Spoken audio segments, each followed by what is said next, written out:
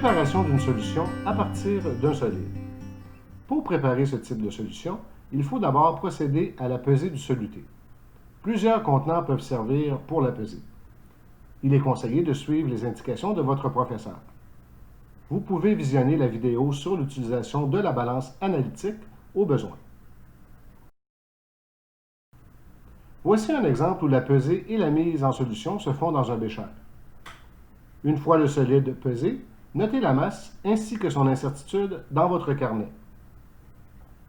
Identifiez la fiole jaugée de 100 ml, puis la rincez avec le solvant qui sera utilisé pour préparer la solution. Dans ce cas-ci, il s'agit de l'eau déminéralisée. Pour dissoudre le solide, ajoutez un peu d'eau déminéralisée dans le bécher. Bien agiter, par exemple avec une tige de verre, pour s'assurer que tout le solide soit dissous. Ne pas oublier de rincer la tige de verre avant de la retirer de la solution.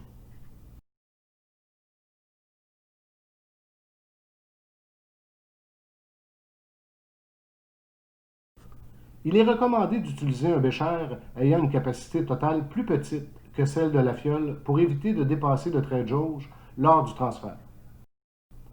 Afin de transférer quantitativement le produit dans la fiole, versez tout le contenu du bécher, puis bien rincer toutes les parois de celui-ci à quelques reprises avec des petites quantités d'eau déminéralisée. À l'aide d'un flacon laveur, ajoutez de l'eau dans la fiole jusqu'à environ 1 cm sous le trait de jauge en évitant que le flacon touche à l'intérieur du col de la fiole. Complétez ensuite avec un compte-gouttes jusqu'au trait de jauge. Bouchez la fiole et mélangez par inversion à plusieurs reprises.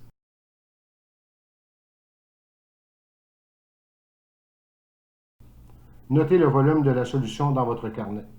Dans ce cas-ci, la solution préparée aura une concentration réelle de 0,1073 mol par litre.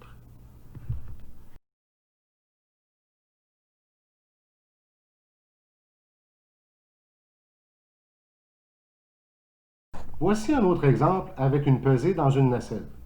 Avant de transférer le solide pesé dans la fiole, ajoutez d'abord un peu d'eau dans celle-ci. Transférez directement le solide dans la fiole en pliant légèrement la nacelle.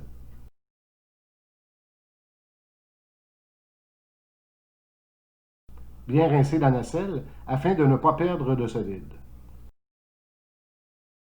Terminez la mise en solution de la même manière que dans la méthode précédente, en rinçant adéquatement les parois de la fiole avec le solvant. Il est à noter que le solide doit être totalement dissous avant de jauger.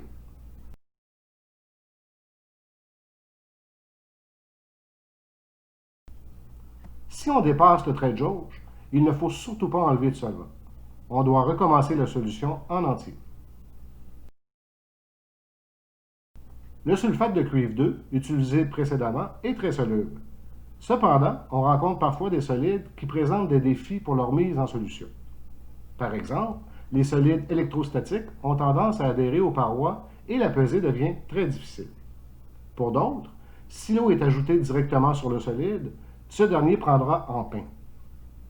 C'est avec l'expérience qu'on arrive à déterminer quel contenant utiliser pour peser et la procédure adéquate pour dissoudre le solide.